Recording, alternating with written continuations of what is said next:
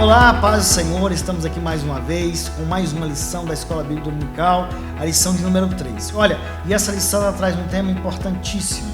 Nós falamos da lição 1, 2 e essa aqui ela faz um resumo dessas lições de forma muito espetacular. Nós vamos estudar nessa lição então, deveres da família à luz da Bíblia. A palavra de Deus, nós dissemos, é o manual da família.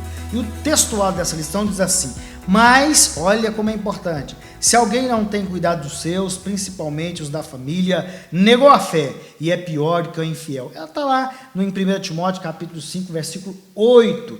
Então veja a importância, como Deus, através desse texto bíblico, vai nos orientar e dizer que aquele que não cuida da sua família é pior do que o infiel. Olha, é importante observarmos que se você cuida muito dos seus vizinhos, das suas ovelhas, como pastores, nós pastores, se você cuida muito de outras coisas, mas não sabe cuidar da família, você está sendo pior do que o infiel. E pior do que isso, a Bíblia diz que negou a fé.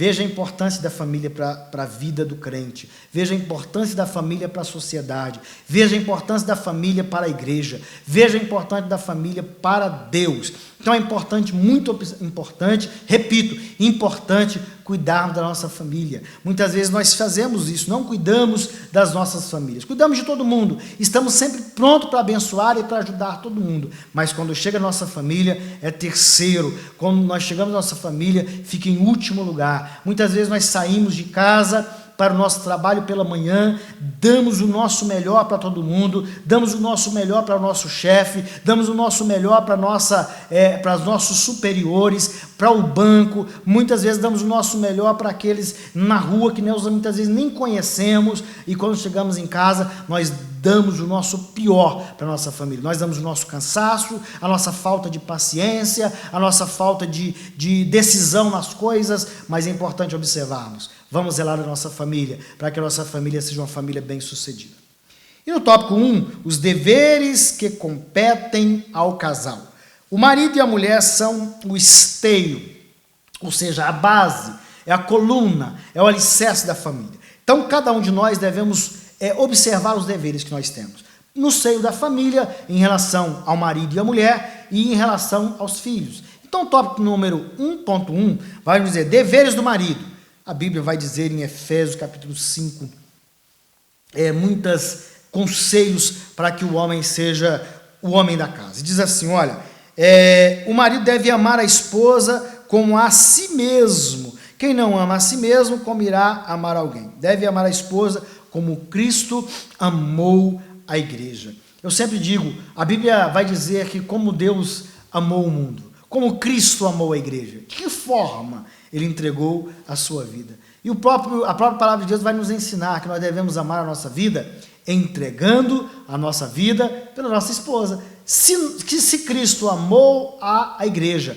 ao ponto de dar a sua vida por ela, nós, os maridos, nós, homens, devemos também dar a nossa vida pela nossa esposa. Certamente ela vai recompensar isso de alguma maneira. Ela vai corresponder a essa entrega de vida. Ponha-se no lugar da sua esposa. Esteja abençoando a vida dela, entregando a vida por ela. E certamente o seu casamento vai ser uma bênção.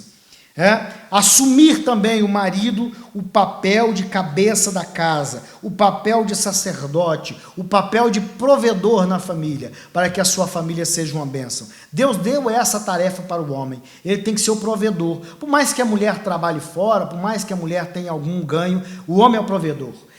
Essa é a base do cristianismo, isso é a base da igreja. Então o homem tem que ser o provedor. Não tem problema dos dois trabalharem, mas o homem tem que colocar na cabeça: se um dia minha esposa não puder trabalhar, ou não for trabalhar, ou vai cuidar de casa, eu sou provedor, a responsabilidade é minha.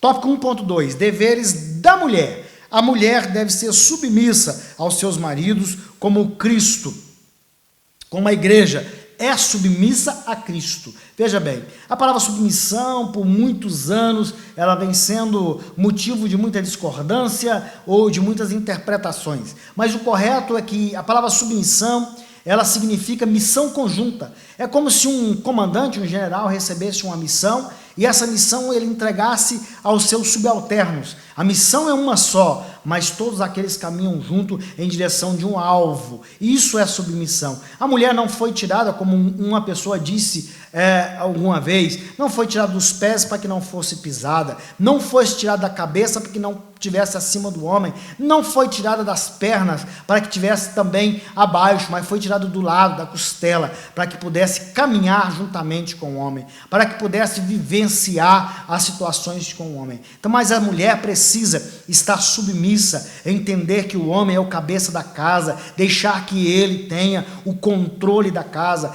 Esse é o trabalho cristão, esse é o ensinamento cristão em relação à família. Não tem nenhuma humilhação em a mulher ser submissa. Quando ela entende isso, a vida dela melhora. E quando o marido entende que ele tem que amar a sua esposa como Cristo amou a igreja, e a mulher como a igreja submissa a Cristo, certamente não vai ter problema na vida.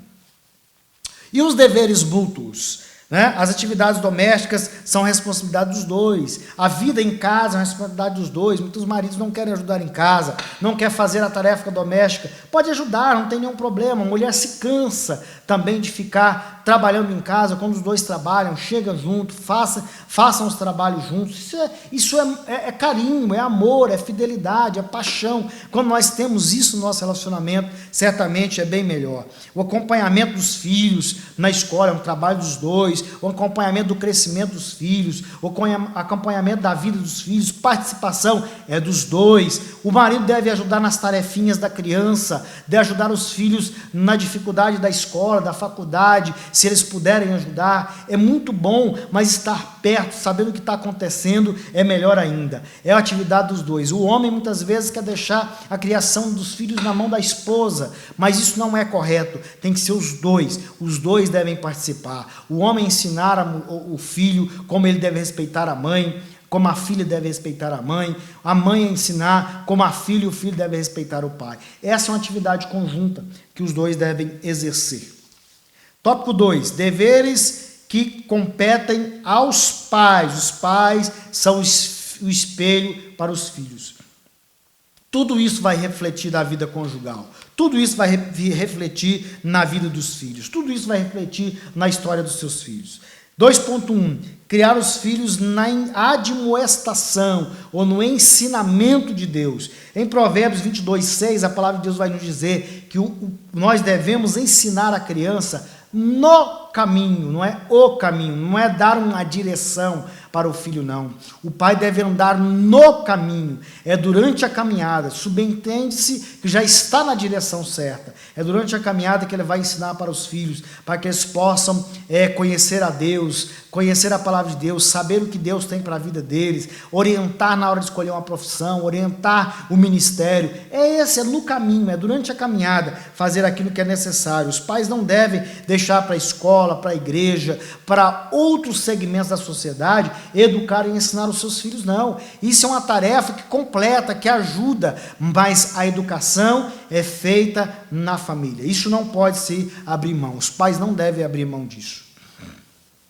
Tópico 2.2. Ser sacerdote, amigo e conselheiro dos filhos. Os pais não devem tratar os problemas da igreja diante dos filhos, nem fazer comentários maldosos, piadas sobre outras pessoas na casa, na frente dos filhos, para que os filhos não aprendam isso. Muitos pais, muitas vezes, não têm uma reserva de assunto, conversa tudo que na frente dos filhos, principalmente as crianças, elas precisam ser preservadas, porque elas vão refletir uma hora, os pais podem passar vergonha na frente das pessoas por não ter admoestado corretamente os filhos no ensinamento daquilo que eles devem fazer. É espelho, é exemplo de caráter, de honestidade, nunca permitir trapacear ou ser trapaceado por alguém, de maneira nenhuma, para que seus filhos aprendam que é muito necessário e é um valor cristão que sejam o exemplo para todos. Tópico 2.3. Ser exemplo. Ser exemplo é aquilo que os pais devem fazer. Sabe de uma coisa? As filhas, elas vão procurar na sociedade esposos que são como os pais.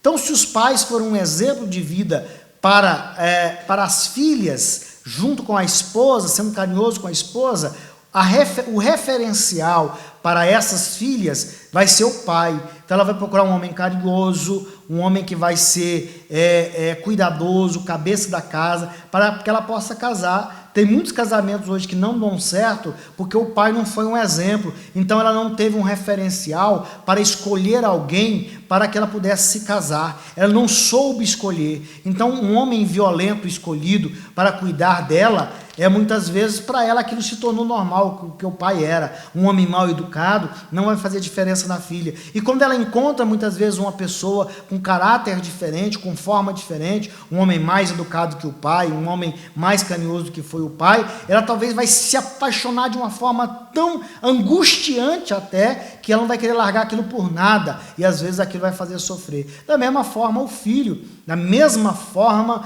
vai procurar alguém também semelhante à mãe, a forma que a mãe é para ser esposa dele, a maneira com que a mãe conduz as coisas. Nós vemos hoje muito mais exemplos de homens que dizem, ou de filhos que dizem, olha, meu pai foi uma benção, minha mãe foi uma benção, minha mãe foi guerreira, do que a paz. Então nós homens precisamos repensar algumas coisas, sermos exemplos para que os nossos filhos também consigam encontrar alguém como você. Você está sendo exemplo para seus filhos? Pensem nisso.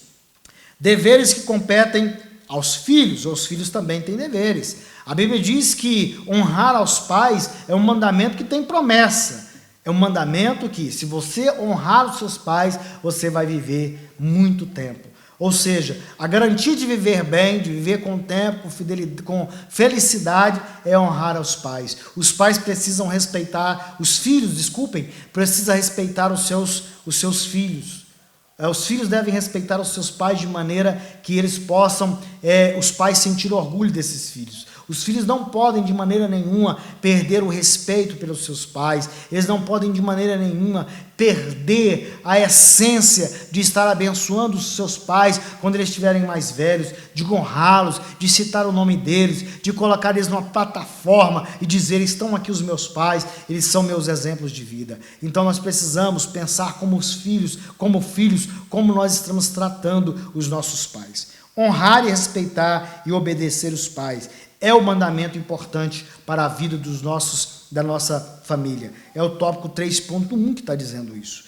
3.2, ser orgulho para os pais. Os filhos devem se comportar de maneira que leve seus pais a se sentirem felizes, de saber que ali tem um filho que está exercendo aquilo que ele sempre sonhou, porque o filho é a realização dos pais, os filhos é que realizam os pais, né, na vida adulta. Quando nós estamos ainda crescendo como filhos, nós queremos realizar a nossa vida. E quando você realiza algo que os seus pais sentem orgulho, isso é muito bom. Então façam isso para que os seus filhos também honrem você.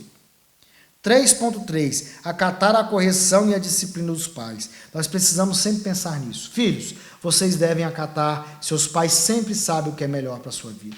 Os seus pais sempre vão saber qual caminho você tem que tirar. Os seus pais sempre vão saber aquilo que você deve fazer. Então não perca a oportunidade de fazer agora. Esse tempo vai passar. Enquanto nós somos filhos, nossos pais um dia vão partir. Eu ainda tenho os meus pais, mas eles um dia vão partir. E aí o que eu não vou poder lamentar, o que eu não fiz por eles. Então nós precisamos honrar, abençoar a vida dos nossos pais. E para finalizar, a conclusão, quando o casamento segue a orientação da palavra de Deus e é regulamentado por esta palavra, não tem como dar errado. Se cada um fizer a sua parte na família, o marido, a mulher, os filhos, fica mais fácil promover a fidelidade e a integração dos membros no lar. Quando honramos a família, honramos o próprio Deus, que foi o instituidor.